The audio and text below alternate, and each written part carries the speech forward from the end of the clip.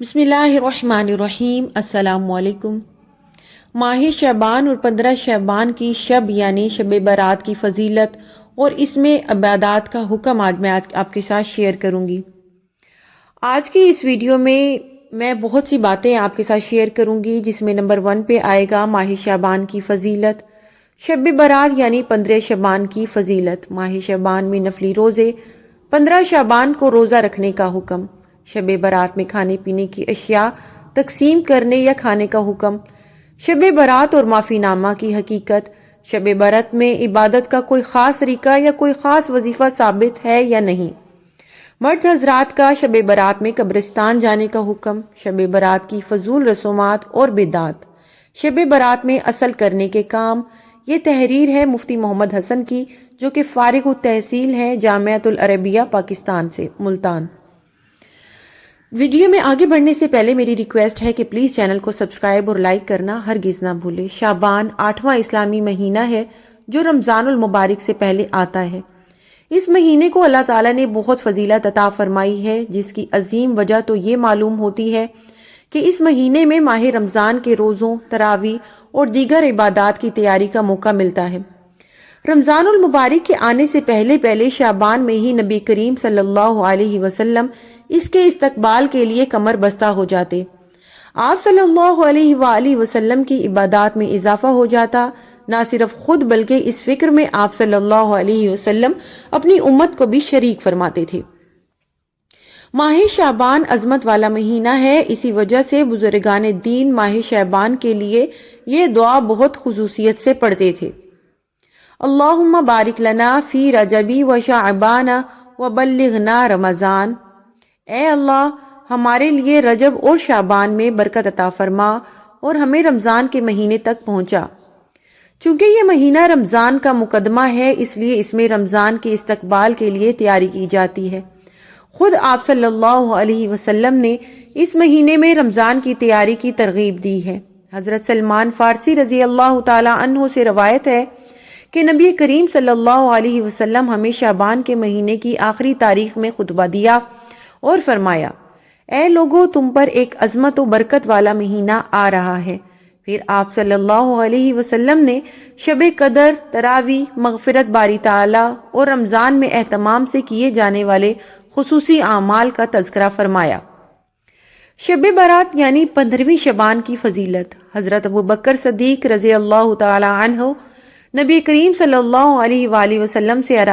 روایت کرتے ہیں کہ آپ صلی اللہ علیہ وسلم نے فرمایا کہ اللہ تعالیٰ 15ویں شعبان کی رات میں آسمانی دنیا کی طرف اپنی شان کے مطابق نزول فرماتے ہیں، اور اس رات ہر کسی کی مغفرت کر دی جاتی ہے سوائے اللہ کے ساتھ شرک کرنے والے کے یا ایسے شخص کے جس کے دل میں بغض ہو۔ حضرت ابو موسیٰ اشعری رضی اللہ تعالی عنہ رسول اللہ صلی اللہ علیہ وسلم سے روایت فرماتے ہیں کہ آپ صلی اللہ علیہ وسلم نے فرمایا، اللہ تعالیٰ شعبان کی 15ویں رات رحمت کی نظر فرما کر تمام مخلوق کی مغفرت فرما دیتے ہیں سوائے اللہ کے ساتھ شرک کرنے والے اور دلوں میں کسی مسلمان کی طرف سے بغض رکھنے والوں کے۔ سنن ابن ماجہ۔ اس رات کو شب برات بھی اس وجہ سے کہتے ہیں کہ اس رات میں اللہ تعالیٰ اپنے بندوں کو گناہوں سے بری اور پاک و صاف کرتا ہے، یعنی مغفرت چاہنے والوں کی بے انتہا مغفرت فرماتا ہے۔ اسی وجہ سے بزرگان دین لکھتے ہیں کہ اس رات بیدار رہنا بہت ثواب کا عمل ہے اور فضائل میں اس جیسی احادیث پر عمل کیا جاتا ہے۔ ماہ شعبان میں نفلی روزے کا حکم۔ نبی کریم صلی اللہ علیہ وآلہ وسلم شعبان میں کثرت سے روزے رکھا کرتے تھے، بلکہ رمضان کے بعد جس مہینے میں روزوں کا زیادہ اہتمام فرماتے تھے وہ یہی شعبان کا مہینہ ہے۔ حضرت عائشہ رضی اللہ تعالی عنہ سے روایت ہے کہ میں نے ان حضرت صلی اللہ علیہ وسلم کو کسی مہینے میں شعبان کے مہینے سے زیادہ روزے رکھتے نہیں دیکھا۔ آپ صلی اللہ علیہ وسلم کچھ دنوں کے علاوہ پورے شعبان کے روزے رکھتے، بلکہ آپ صلی اللہ علیہ وآلہ وسلم تو پورے شعبان کے روزے رکھا کرتے تھے۔ جامعہ ترمذی۔ یہاں پورے شعبان کے روزے رکھنے سے مراد یہ ہے کہ آپ صلی اللہ علیہ وسلم اکثر شعبان روزے رکھا کرتے تھے، شعبان کے آخری دنوں میں روزہ رکھنے سے منع فرمایا ہے۔ 15 شعبان کو روزہ رکھنے کی فضیلت۔ حضرت علی رضی اللہ تعالی عنہ سے روایت ہے کہ رسول اللہ صلی اللہ علیہ وآلہ وسلم نے فرمایا، جب نصف شعبان کی رات ہو تو رات کو عبادت کرو اور آئندہ دن روزہ رکھو، اس لیے کہ اس میں غروب شمس سے طلوع فجر ہونے تک آسمانی دنیا پر اپنی شان کے مطابق اللہ تعالیٰ نزول فرماتے ہیں، اور یہ فرماتے ہیں کہ ہے کوئی مغفرت کا طلبگار کہ میں اس کی مغفرت کروں، ہے کوئی روزی کا طلبگار کہ میں اس کو روزی دوں، ہے کوئی بیمار کہ میں اس کو بیماری سے عافیت دوں، یہاں تک کہ فجر طلوع ہو جاتی ہے۔ 15 شعبان کو روزہ رکھنے کی فضیلت کے بارے میں پورا ذخیرہ احادیث میں چونکہ یہی ایک حدیث موجود ہے جو کہ سندن شدید ضعیف ہے، تاہم اگر کوئی اس وجہ سے کوئی 15 شعبان کا روزہ اس نیت سے رکھے کہ شعبان کا دن ہے، اور پورے شعبان کے مہینے اکثر دنوں میں روزے رکھنے کی فضیلت احادیث سے ثابت ہے، اور اس شعبان کے اکثر دنوں میں 15 شعبان بھی داخل ہے، اس وجہ سے میں 15 شعبان کو روزہ رکھ رہا یا رکھ رہی ہوں۔ دوسرے یہ کہ 15 تاریخ ایام بیض میں شامل ہے، اور چونکہ نبی کریم صلی اللہ علیہ وآلہ وسلم ہر ماہ ایام بیض یعنی اسلامی تاریخ 13، 14، 15 کو روزے رکھتے تھے، اس وجہ سے اگر کوئی ایام بیض اور شعبان میں روزے رکھنے کی نیت سے 15 شعبان کو روزہ رکھے تو انشاءاللہ اجر ملے گا، لیکن ان دو وجوہات کے علاوہ خاص 15 شعبان کو روزہ رکھنے کو سنت یا لازمی حکم سمجھنا بالکل بھی درست نہیں۔ البتہ سنت سمجھے بغیر شعبان کے مہینے کا نفلی روزہ رکھنا بالکل درست ہے۔ نوٹ: یکم شعبان سے 27 شعبان تک ہر دن روزہ رکھنے میں فضیلت ہے۔ آخری 2 دنوں کے بارے میں حدیث میں منع فرمایا ہے تاکہ رمضان کے پہلے روزے میں 2 دن کا وقفہ آئے اور کھا پی کر کچھ بدنی طاقت حاصل ہو۔ باقی یکم سے 27 شعبان تک مکمل اجازت ہے، البتہ شعبان کے آخری دنوں میں یہ ممانعت اس شخص کے حق میں نہیں ہے جو ان ایام میں روزہ رکھنے کا عادی ہو۔ مثلا کوئی شخص پیر یا جمعرات کے دن نفل روزہ رکھنے کا عادی ہو اور اتفاق سے شعبان کی 29 یا 30 تاریخ اسی دن ہو جائے تو اس کے لیے اس دن روزہ رکھنا ممنوع نہیں ہوگا۔ ہاں، جو شخص ان دنوں میں روزہ رکھنے کا عادی نہ ہو وہ اس میں روزہ نہ رکھے۔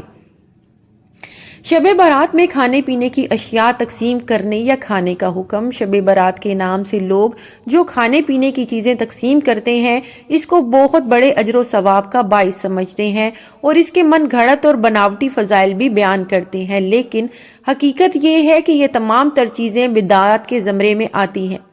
جن سے اجتناب کرنا ضروری ہے، جس کی وجوہات درج ذیل ہیں۔ شب برات میں کھانے پینے کی چیزیں تقسیم کرنے کی رسم قرآن و سنت حضرات صحابہ کرام رضی اللہ تعالی عنہم اور تابعین رحمہم اللہ سے ہرگز ثابت نہیں۔ یہی بات اس کی ممانعت کے لیے کافی ہے۔ نمبر 2، اگر شب برات میں یہ کھانے پینے کی چیزیں تقسیم کرنے سے مقصود کسی شخصیت کے لیے ایصال ثواب ہے تو واضح رہے کہ ایصال ثواب کے لیے نہ تو کوئی دن یا مہینہ خاص ہے اور نہ ہی کوئی کھانے پینے کی چیز تقسیم کرنا ضروری ہے، بلکہ ایصال ثواب تو کسی بھی نیک عمل کا کیا جا سکتا ہے، اس لیے ایصال ثواب کے لیے بھی مہینہ یا دن خاص کرنا یا ایصال ثواب میں کوئی چیز خاص کرنا شریعت کے خلاف ہے، کیونکہ شب برات میں بہت سے گھروں میں بدعات پر مشتمل کھانے پینے کی چیزیں آتی رہتی ہیں، اس لیے شرعی اعتبار سے ان چیزوں کے کھانے پینے کا تفصیلی حکم سمجھنا چاہیے کہ شب برات کی بدعات پر مشتمل مجالس اور کھانے پینے کے مقامات میں شریک ہونا ناجائز ہے، کیونکہ اس سے بدعات کی شان و شوکت میں اضافہ ہوتا ہے اور ان کو قوت و رواج میسر آتا ہے۔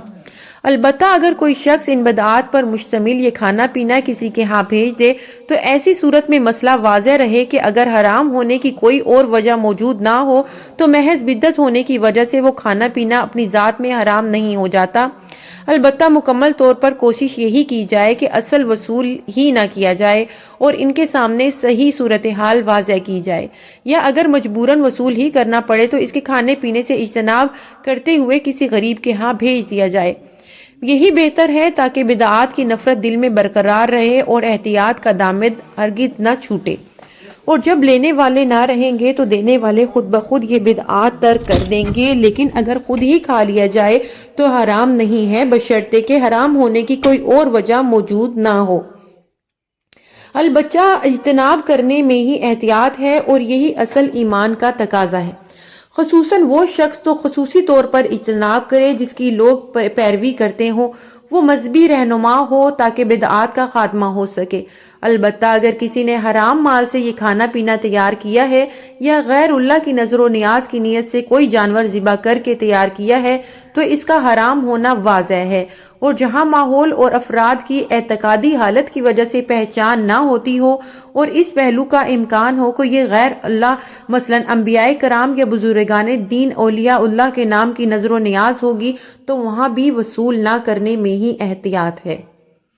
جو شخص صحیح العقیدہ مسلمان ہے اور اس کے ہاں سے عام ایام میں بھی کھانے پینے کی چیزیں گھر آتی رہتی ہیں اور وہ شب برات کے موقع پر بھی ایسی کوئی چیز بھیجے اور یہ کہے کہ میں نے کسی بھی غلط نظریے سے نہیں بھیجی ہے تو اس کا کھانا بالکل درست ہے، البتہ بھیجنے والا کوشش یہ کرے کہ بدعات کے خاتمے کے لیے 15 شعبان یا 15 شعبان کی شب یعنی شب برات کو یہ اہتمام نہ کرے تو اچھا ہے۔ یہ ویڈیو جاری ہے، اس کا دوسرا پارٹ دیکھنے کے لیے آپ کل تک کا انتظار کریں۔ انشاءاللہ کل میں نئے ٹاپک کے ساتھ حاضر ہوں گی جس میں میں آپ کے ساتھ شیئر کروں گی 15ویں شب کی شب یعنی شب برات اور معافی نامے کی حقیقت۔ شب برات میں عبادت کا کوئی خاص طریقہ یا کوئی خاص وظیفہ ثابت ہے یا نہیں، مرد حضرات کا شب برات میں قبرستان جانے کا حکم، شب برات کی فضول رسومات کا حکم، شب برات میں اصل کرنے کے کام میں کل آپ کے ساتھ شیئر کروں گی، تو چینل کے ساتھ جڑے رہیے۔ چینل کو سبسکرائب نہیں کیا اسے سبسکرائب کر لیجئے، بیل نوٹیفیکیشن کو بھی آل پہ سیٹ کر دیں تاکہ مزید اچھی ویڈیوز آپ کو دیکھنے کو ملتی رہیں۔ اللہ تعالیٰ میری اور آپ کی اصلاح فرمائے اور کمی بیشیوں کو